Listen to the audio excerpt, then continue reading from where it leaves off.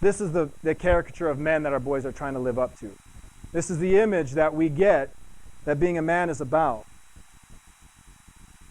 And when we can't live up to that image, we isolate, we disengage, and we fall back into those boy behaviors, the cycles of addiction, and those negative cycles that we were inherited from our parents, from the previous generations.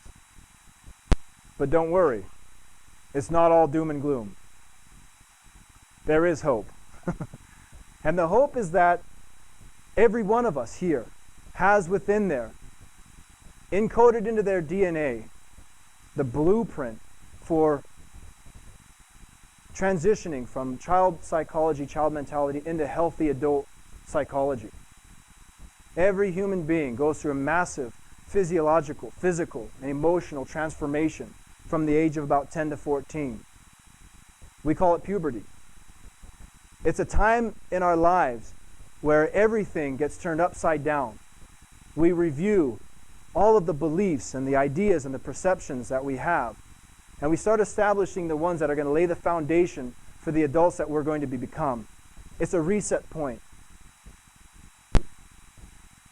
In small tribal cultures of the past, the elders of the communities they believed that the quality of a young man's life was going to be determined by that time in his life, that puberty. They saw puberty as a rite of passage for when they would grow into the adults that they're going to become. They would set up elaborate rites of passage ceremonies, initiation ceremony. They would remove the boy from his village, from his mother, and he'd be sent and face several challenges that would define his character. He would develop a mission for his life. He would see that life held pleasure, that life would certainly bring pain. Then he would come back into his village, no longer his mother's son. He would come back into that village as a man, with the responsibilities of a man. And he'd be mentored in the ways of being a man in that community. Now, this tradition, unfortunately, has been largely lost in our modern culture. But here's the thing. We see it everywhere. Every adventure story, every movie, the books you read, they're all variations of this hero's journey, rites of passage. So the missing link between boy psychology and man psychology is rites of passage and healthy mentoring. This is the link that the Boys to Men Mentoring Network provides in our community. We go as a group and we sit in circle with these boys. We support them and we mentor them on overcoming the challenges they're facing in their homes, in the school, with the drugs, the alcohol, girls. What would that mean in your community if the boys that were out there making you feel unsafe and bullying your kids were now the ones standing up to the bullies and taking those boys aside and telling them, don't worry, everything's going to be okay. That's the work that we do. I'm going to share with you another story, a true story about a couple of brothers. These two brothers were best friends. And mom was an addict and alcoholic, and she left when they were young. And the father was completely unavailable, working all the time, not there for him. And the older brother started getting involved in gangs and drugs and all that kind of thing. And the younger one, of course, he wanted to be like his big brother, so he followed. Eventually, the older brother ended up in prison, in jail. You know, they were still teenagers, so the older one was in jail. And the younger one got sent off to live with different family members, grandparents, and foster homes. During that time, the older one was in and out of jail. He fathered two young boys of his own out of wedlock, struggled with alcohol and drug addiction. And the other one got this idea that he could do something different with his life. So he started focusing on school, playing sports. He got this idea that he was going to go to college, do something with his life. So, being the first of his siblings to finish high school, he graduated, went and joined the National Guard so he could pay for college. moved to the mainland to go live with his brother and pursue his dream. And he stayed focused. He worked hard. But his brother was still in a lot of those destructive behaviors. And eventually it caught up to them. They found themselves in a scuffle and sent 3 people to the hospital. They went to prison. The younger one went to prison for 3 years.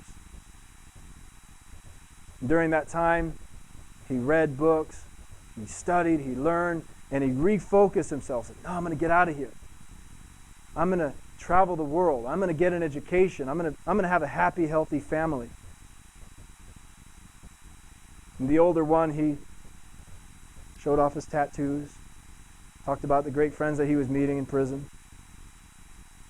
Eventually, they got out. The younger one traveled the world, saw the sights, went to school, got degrees, found a beautiful woman, made her his wife, has a young, beautiful family. My brother is still in prison. He's got about 2 years left. Breaks my heart.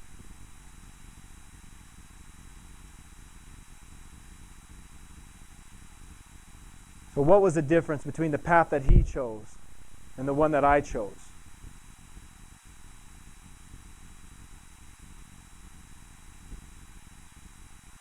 For one, this guy had a mentor.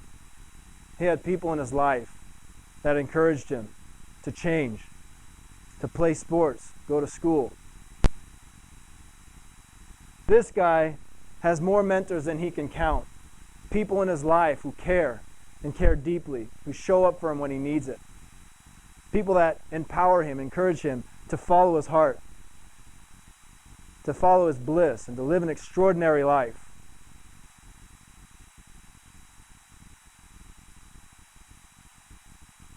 Mentors, would you stand up, please?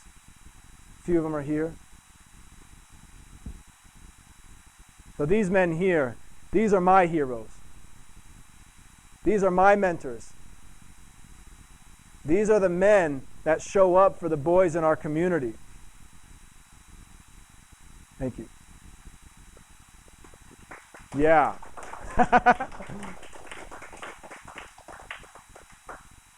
Now I owe these men and the many men and women from my past a debt of gratitude. So I made it my mission to find boys that need a man in their life, need somebody in their life to care and to show up and to check in on them. Only I'm not satisfied by connecting with just a couple of boys. This work, the Boys Men Mentoring Project, Boys Men Mentoring Network, allows me to connect with hundreds, thousands of boys and support them to go a different path, to change the path that they're on, the trajectory that they're on. Now I know that without men like these guys and the other people in my past, I know exactly where I would be. Probably in a prison cell next to my brother. Now why am I here tonight? Because I know I can't do it by myself. And I know that I need your help. I need you to go into your community, to speak to the people in your lives, your council members, the people at your church and your community centers. Tell them about the work that we're doing. We need you to talk to the men in your life and encourage them to become mentors. Encourage them to volunteer 2 to 3 hours a month at minimum, to sit in circle with the boys in the school. We need financial support. It costs about $600 a year to sponsor a boy. That includes the adventure weekend that we put on.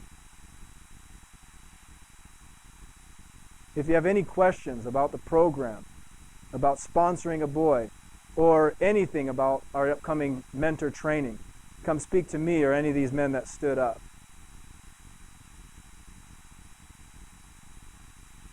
I want to thank you all again for being here tonight.